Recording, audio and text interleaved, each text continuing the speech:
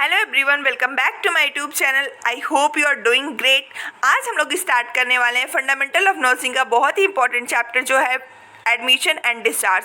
इसके पर्पस क्या होते हैं, इसका प्रोसीजर क्या है, इसके टाइप्स क्या हैं, नर्सिंग रिस्पॉन्सिबिलिटी क्या है, ये सब हम डिस्कस करने वाले हैं अपने इस इम्पोर्टेंट से स्लाइड से।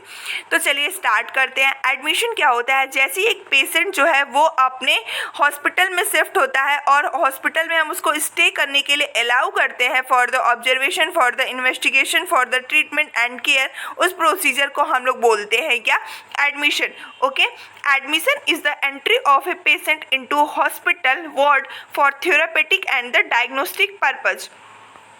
ठीक है, तो सबसे पहले स्टार्ट करते हैं इसके पर्पस से। पर्पस क्या होता है, क्यों पेशेंट आके हॉस्पिटल में एडमिट रहता है? तो कभी कभी तो वो आता है फॉर द ट्रीटमेंट, कभी वो इन्वेस्टिगेशन के लिए, डायग्नोसिस के लिए। तो इन सब चीज़ों को ध्यान में रख के उसका पर्पस क्या हो सकता है कि for the treatment and the evaluation, उसकी बॉडी में अगर कुछ अप्स एंड डाउन है, फॉर द उसको डायग्नोस करने के लिए, और पेशेंट को इमोशनल सिक्योरिटी यहाँ से मिल सके हॉस्पिटल से, इसलिए वो पेशेंट को हम लोग वहाँ पे एडमिट करते हैं। ठीक है, कितने टाइप्स के एडमिशन होते हैं? तो मेनली इमरजेंसी एडमिशन होता है, रूटीन एडमिशन होता है, और मेडिको लीगल जो केसेस होते हैं उनका एक अलग टाइप्स होता है एडमिशन का। ठीक है, तो सबसे पहले हम लोग पढ़ते हैं इमरजेंसी एडमिशन क्या होता है। इमरजेंसी मीन्स कि आप वर्ड से ही क्लियर कर रहे हो कि इमीडिएट ट्रीटमेंट जिसको ज़रूरत है, तुरंत जिसको ज़रूरत हो ट्रीटमेंट की, उसको हम लोग बोलते हैं इमरजेंसी एडमिशन। जब कोई ऐसी एक्यूट कंडीशन डेवलप हो जाती है जिसमें हम लोग को पेशेंट को तुरंत ट्रीटमेंट प्रोवाइड करना है, उसको हम बोलते हैं इमरजेंसी एडमिशन। जिसमें आता है पेशेंट जिसको रोड ट्रैफिक एक्सीडेंट हुआ हो, कोई बर्न हुआ है, कोई पॉइजनिंग हुआ है, तो उस केस में हम लोग पेशेंट का इमरजेंसी एडमिशन करते हैं और तुरंत ट्रीटमेंट प्रोवाइड करते हैं। दूसरा है रूटीन एडमिशन। रूटीन मीन्स कि एक पेशेंट को रूटीनली उसको पता है कि उसको 15 दिन बाद जाना है, 20 दिन बाद जाना है, या फिर 10 दिन बाद उसको सर्जरी करवाना है, तो एक रूटीनली जाके वो जब चेकअप करवाता है उसको बोलते हैं रूटीन एडमिशन। जिसमें कि पेशेंट जो होता है वो एडमिट होता है for the investigation, for the diagnosis and for the medical and the surgical treatment. जिसमें कि पेशेंट अगर हाइपरटेंशन का है तो उसको 15 से 20 दिन बाद जाके उसको ट्रीटमेंट लेना है, तो उसको बोलते हैं हम लोग रूटीन एडमिशन। अब जैसे पेशेंट आ रहा है हॉस्पिटल में, तो उसके आने के बाद से हम उसको एक प्रॉपर यूनिट और प्रॉपर एरिया प्रोवाइड करते हैं ताकि वो पेशेंट उस पर्टिकुलर एरिया में, पर्टिकुलर वार्ड में रह सके। ठीक है, तो इसके लिए हम लोग यूनिट प्रिपरेशन करते हैं। जिसमें कि एक पर्टिकुलर उसको डिपार्टमेंट हम लोग नोटिफाई करते हैं पेशेंट के अराइवल से पहले, और पर्टिकुलर रूम या और बेड उसका प्रिपेयर करके रखते हैं। पेशेंट का ट्रीटमेंट टेबल जो है उसको हम लोग प्रिपेयर करते हैं। उसका जो इक्विपमेंट है, उसको जो नीड है केयर करने के लिए, जो भी प्रॉपर इक्विपमेंट है उनको हम लोग कंप्लीट करके रेडी रखते हैं, और प्रॉपर वेंटिलेशन हम लोग वहाँ पे प्रोवाइड करके रखते हैं और पेशेंट को प्राइवेसी इंश्योर करते हैं। ओके, तो सबसे पहले जब पेशेंट एडमिशन हो रहा है तो उसके सबसे पहले स्पेशल कंसिडरेशन, कुछ बातों का हम लोग ध्यान रखेंगे। जैसे कि पेशेंट का जो एडमिशन के टाइम पे वो कुछ स्ट्रेस ले सकता है, तो हम लोग मेक श्योर करते हैं कि पेशेंट स्ट्रेस ना ले, उसको इमोशनली हम लोग स्टेबल रखते हैं। पेशेंट की जो भी नीड्स हैं उनको हम लोग फुलफ़िल करते हैं। पेशेंट को एडमिशन प्रोसीजर के बारे में बताते हैं। ओके, तो सबसे पहले देखते हैं कि एडमिशन प्रोसीजर हम लोग स्टार्ट कैसे करते हैं। तो जब पेशेंट से हम लोग मिलते हैं और पेशेंट को हम लोग रिसीव करते हैं, उसका सेकंड स्टेप्स क्या है हमारा कि पेशेंट के डाटा को हम लोग वेरीफाई करते हैं। उसकी जो भी रिकॉर्ड शीट है, जो भी चार्ट्स हैं, उसको हम लोग वेरीफाई करते हैं। अपने खुद उसको एज ए पर्सनल हम लोग कौन है उसको हम लोग इंट्रोड्यूस करवाते हैं। Like I am this, I am working here from, जो भी है उसको हम लोग इंट्रोड्यूस करवाते हैं। जो भी हम लोग ट्रीटमेंट एरिया है वो दिखाते हैं, और पेशेंट को हम लोग हॉस्पिटल गाउन चेंज करने के लिए कहते हैं। ओके, तो जैसे ही हम लोग एग्जामिनेशन करते हैं, जैसे कि पेशेंट की हम लोग बेस लाइन डाटा ले सकें, उसकी वाइटल साइंस क्या है, उसकी हिस्ट्री क्या है, उसका फिजिकल एग्जामिनेशन हम लोग करते हैं। पेशेंट के साथ और फिजिशियन के साथ हम लोग कोऑर्डिनेट करते हैं ताकि हम लोग का इनिशियल ऑर्डर फिजिशियन से लेकर के उसकी ट्रीटमेंट को हम लोग इनिशिएट कर सकें, और जो भी प्रॉपर इंस्ट्रक्शन होता है फिजिशियन के द्वारा उसको हम लोग फॉलो करते हैं। ओके, नेक्स्ट स्टेप हमारा आता है orientation to the patients and relatives. जैसे कि पेशेंट्स आ गए और उसके रिलेटिव्स मतलब जो भी उसके साथ गार्जियन आए हैं उनको हम लोग इंट्रोड्यूस करवाते हैं, मेनली पेशेंट को इंट्रोड्यूस करवाते हैं इक्विपमेंट से, और उसको जो भी इंस्ट्रूमेंट्स हैं उससे हम लोग उसको ओरिएंटेशन देते हैं कि ताकि वो कभी भी हम लोग जब प्रोसीजर कर रहे हैं तो उसको डर ना हो और या फिर कोई डाउट ना क्रिएट हो। उसके कॉल सिस्टम्स के बारे में बताते हैं कि कब वो इमरजेंसी में कैसे वो कॉल कर सकता है। उसके ट्रीटमेंट शेड्यूल को हम लोग बनाते हैं, विजिटर्स टाइमिंग बनाते हैं कि मतलब इतने बजे से इतने बजे तक कोई आकर के पेशेंट से मिल सकता है। Other health care team members के बारे में बताते हैं, जो भी वहाँ के रूल्स रेगुलेशंस हैं, पॉलिसीज़ हैं, उसके बारे में बताते हैं पेशेंट को। और पेशेंट इस तरह से पेशेंट को ओवरऑल ओरिएंटेशन प्रोवाइड करवाते हैं। नेक्स्ट है रिकॉर्ड्स एंड रिपोर्ट्स। अब पेशेंट हमारा एडमिट हो गया है तो हम लोग रिकॉर्ड एंड रिपोर्ट बनाना भी बहुत मैंडेटरी है। तो सबसे पहले हम लोग एक एडमिशन बुक बनाते हैं, जो कि एडमिशन बुक अगर है उसमें तो हम लोग पेशेंट की एंट्री करते हैं, पेशेंट के सारे पेपर्स को प्रिपेयर करते हैं, ड्रग बुक बनाते हैं, डाइट बुक बनाते हैं, जो हमारा HIMS एंट्री होती है जो कि हमारा उसमें कंप्यूटर में हम लोग करते हैं, उसकी एंट्री करते हैं। नेक्स्ट है कॉट लिस्ट बनाते हैं। नेक्स्ट हम लोगों ने पढ़ा था कि मेडिकल लीगल इश्यूज़ की केसेस जो होते हैं उनका एक अलग एडमिशन होता है जिसको MLC केसेस होते हैं। MLC केसेस के लिए इसमें हम लोग मेडिकल्स ऑफिसर्स, इसमें पुलिस टीम भी आती है उसको चीज़ों को चेक करने के लिए, तो इसके लिए हम एक अलग एडमिशन बुक बनाते हैं MLC केसेस जितने भी रहते हैं उन सारी केसेस के लिए।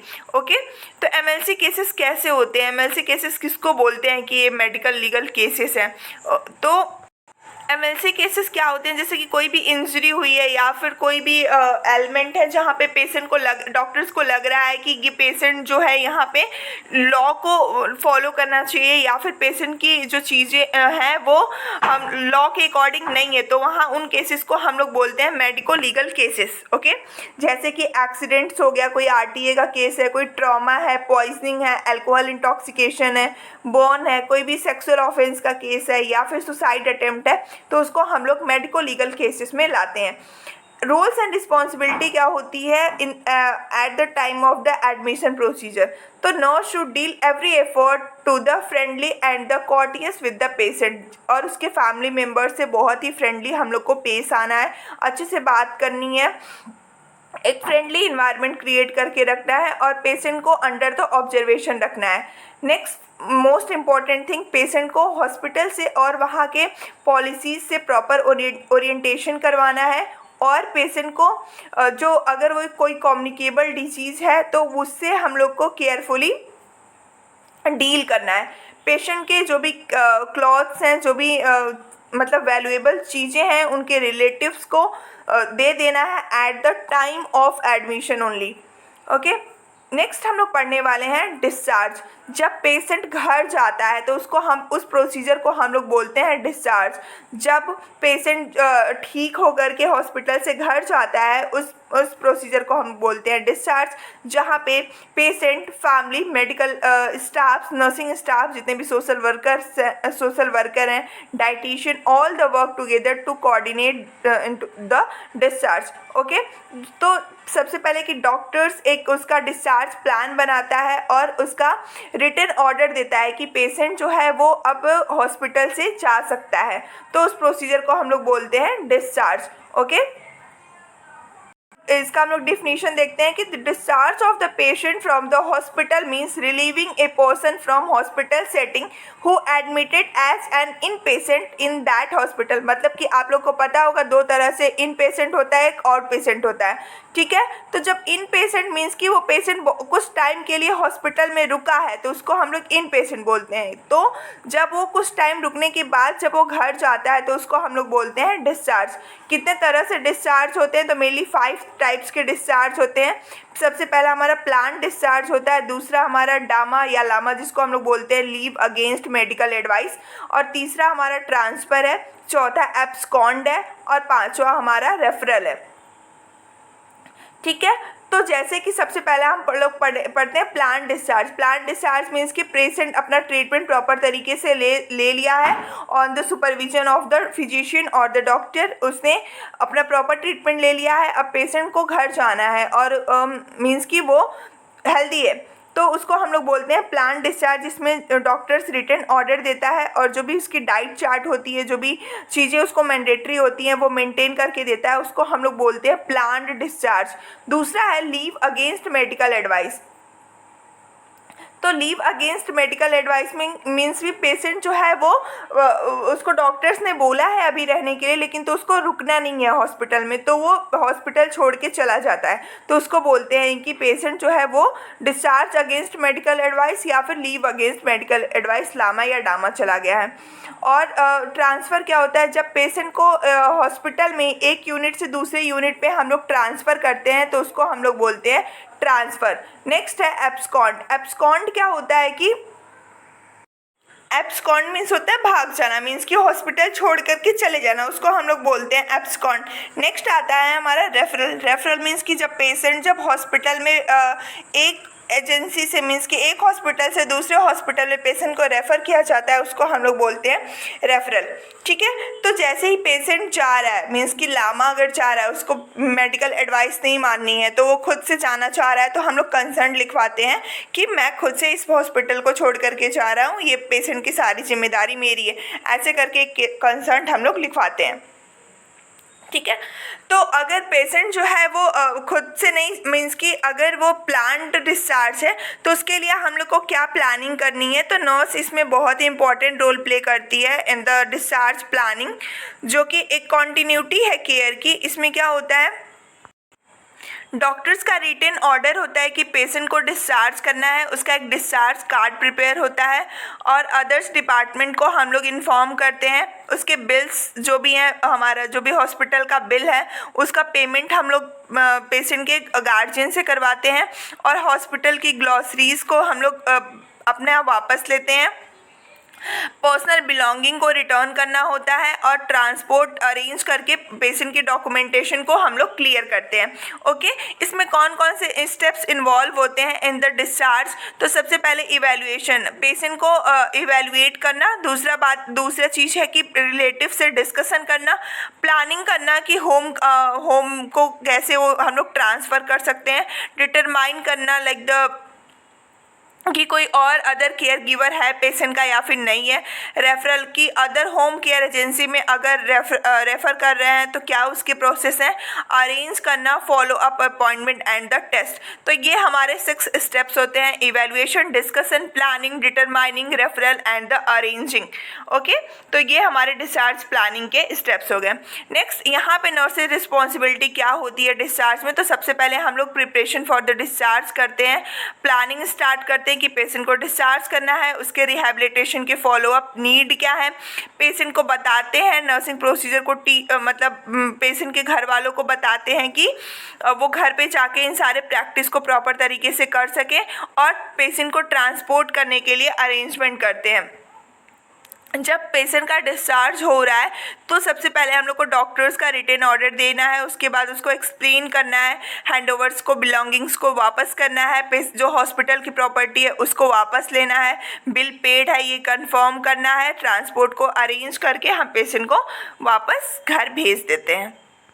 और पेशेंट के जाने के बाद से हम लोग डॉक्यूमेंटेशन करते हैं कि पेशेंट हमारा डिस्चार्ज हो गया, पर्टिकुलर उसके particular date, name, age, gender, जो भी चीज़ें हैं उसके साथ हम लोग प्रॉपर डाटा के साथ हम लोग उसको एंटर करते हैं और जो भी पेशेंट के रूम्स हैं और उसके आर्टिकल्स हैं उनको हम लोग क्लीन करने के लिए सेंड कर देते हैं। अगर वहीं पे कोई एमएलसी केसेस है, मीन्स कि मेडिको लीगल केसेस का डिस्चार्ज होना है, तो सबसे पहले हम लोग मेडिको लीगल हिस्ट्री देखेंगे, मेडिकल ऑफिसर्स को वहाँ पे हम लोग नोटिफाई करते हैं। अगर वो एब्सकॉन्ड हो रहा है तो हम लोग इमीडिएट जो है वो हम लोग मेडिकल टीम को बुलाते हैं, मेडिकल ऑफिसर्स को बुलाते हैं और अगर उसके जो आर्टिकल्स हैं उनको हम लोग रिटन हैंडलिंग लिखवाते हैं पेशेंट से और बिना फिजिशियन से, बिना डॉक्टर से लिखे हुए हम लोग किसी भी मेडिकल लीगल केसेस को डिस्चार्ज नहीं करते हैं। और एट लास्ट हम लोग एक चेकलिस्ट प्रिपेयर करते हैं, मेट HOD लाइक मेडिकेशन का, इन्वायरमेंट का, ट्रीटमेंट का, हेल्थ टीचिंग का लाइक हेल्थ एजुकेशन क्या है, आउट पेशेंट रेफरल क्या है और पेशेंट की डाइट क्या है। तो इस तरह से हम लोग चेकलिस्ट बना करके पेशेंट को दे देते हैं इन सब बातों पे प्रॉपर ध्यान रखने के लिए। तो ये था हमारा एडमिशन और डिस्चार्ज का प्रोसेस क्या होता है, प्रोसीजर क्या होता है, पर्पस क्या होता है। आई होप आप लोग को ये वीडियो अगर पसंद आई हो तो लाइक और सब्सक्राइब करना ना भूलें, और अगर कोई डाउट है तो कमेंट बॉक्स में ज़रूर पूछें। Thank you so much.